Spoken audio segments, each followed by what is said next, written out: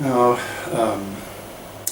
you may have noticed some changes again. I've moved back to the living room with the camera much closer, so probably everything seems much bigger. Right, well, just continuing on, we found the 2x2 matrix for this operator, so the component along the z-dashed axis for spin operator, S hat, and we're calculating now the expectation value. So for the z-dash component of S, the spin, right? And expectation value depends on two things in general. One is the operator, of course. You're trying to find the expectation, or the average measured value of some observable with its corresponding operator. And the other thing is the wave function, the state that you're dealing with. The state before the measurement, what was that? So in this case, the state before the measurement was just the up state for when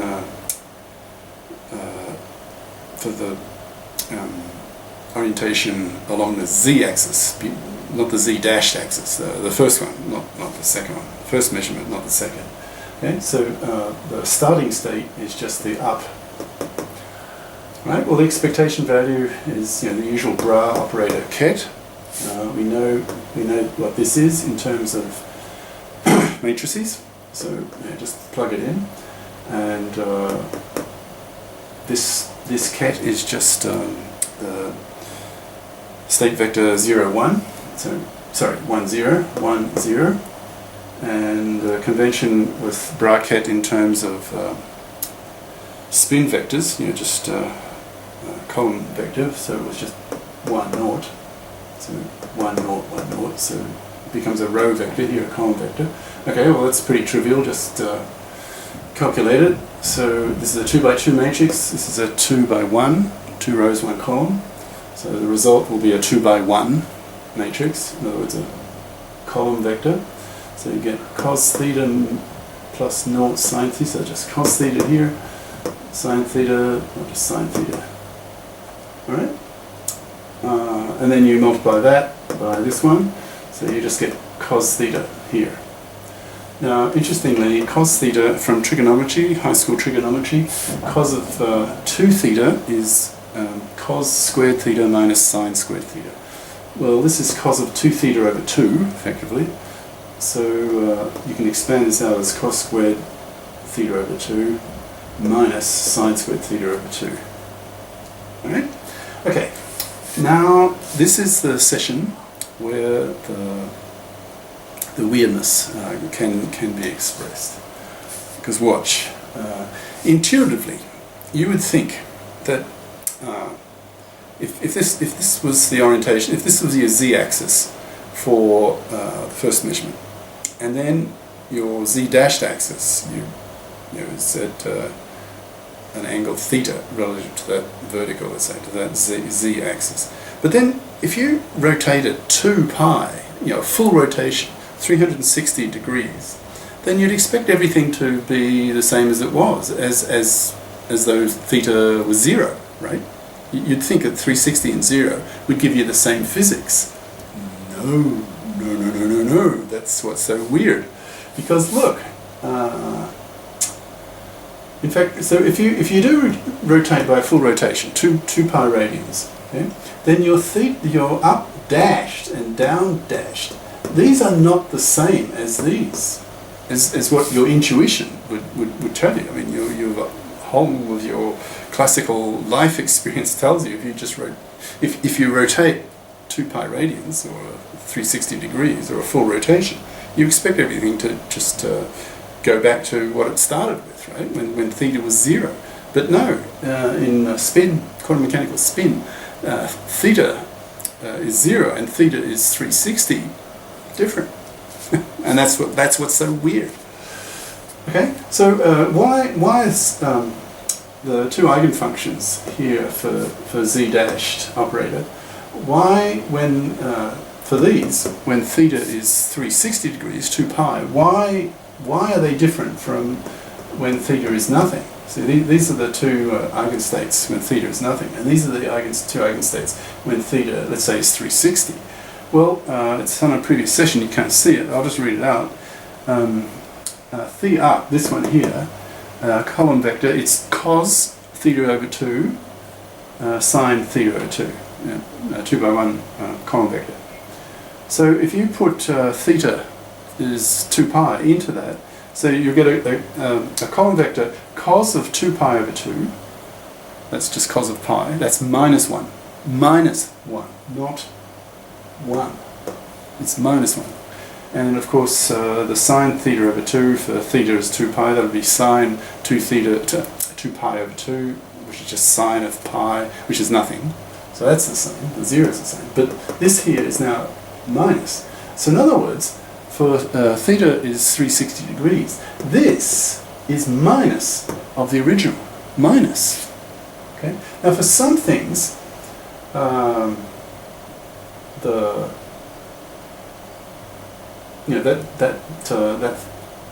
difference doesn't matter. Like for example, in this case here, if you're calculating the expectation value of z dash, where z dash now is like 360 rotate, theta is 360, you'll get, because of the square here, doesn't matter.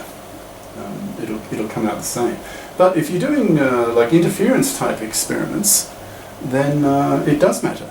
That difference, where the dashed forms are the negative of the theta 0, then it does matter. So interference type experiments, it is of importance. So quantum mechanics, quantum mechanical spin is really weird. Weird. As I keep saying from the very first lecture in quantum mechanics, you expect that. So in other words, what do you have to do when, in terms of rotations? What does your theta have to be so that things are restored back to as if theta was 0? Well, the answer is you have to rotate it through twice, right? 4 pi, 2 full rotations to get back to what you had.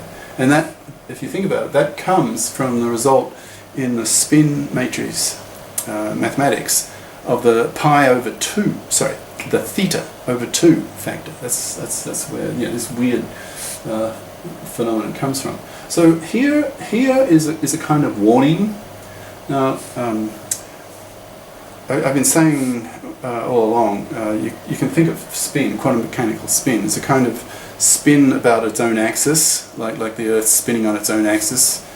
So there's two kinds of spin in a sense for the Earth. There's the orbital angular momentum as it spins around, as it orbits around the Sun, and then there's the intrinsic spin as it orbits, well, as it rotates about its own axis. Okay? Now that analogy is not strict. It's a rather crude analogy because there's nothing in the classical world equivalent to this. You have to rotate it by 2 rotations to get back to the equivalent of theta is 0. There's nothing like that in classical mechanics. So it's it's specifically quantum mechanical and very, very weird. So this analogy, and it's only a rough one, between the spinning Earth, spinning planet, and the spinning particle is crude. It's a crude analogy. It's not close. So in other words, don't be too literal. Okay. So this the electron spin. There's nothing equivalent to that in our human scale, macroscopic world. So be cautious of that. All right, new topic. Just starting. Okay, we've been talking about spin, and before we were talking about spin, we were talking about wave functions with spatial properties. R. The position vector. So now that we've done spin, so in a sense we're sort of more or less finished with the mathematics of spin. Now we can get back to sort of standard quantum mechanics, wave functions and Schrodinger equations and all that stuff. But now that we know about spin, we can incorporate in the wave function not just spatial factors like r. The wave function size is a function of not just r, the position, but also spin. So you can put an S in there. Now, to deal with that kind of quantum mechanics thoroughly in detail, you need the full-blown theory of Dirac's relativistic quantum theory. Now, relativistic means you have to bring in Einstein's special theory of relativity, and that's definitely not undergrad level course. So we will deal at length, several courses, on Dirac's relativistic quantum theory, the famous Dirac equation. So, but we can still do some. Without using Dirac's full-blown theory, we can still do some quantum mechanics using where the wave function is a function not just of position r, but also of spin. But that will be for the next session. Give you just sort of a lead in here. I'm curious to see how this looks, because the camera is much closer than when I was using it before. When I was using the living room with the old board, the number 2 board. This is the number 3 board. So I'm curious to see how this works. It may not be successful, but we'll see. Ciao.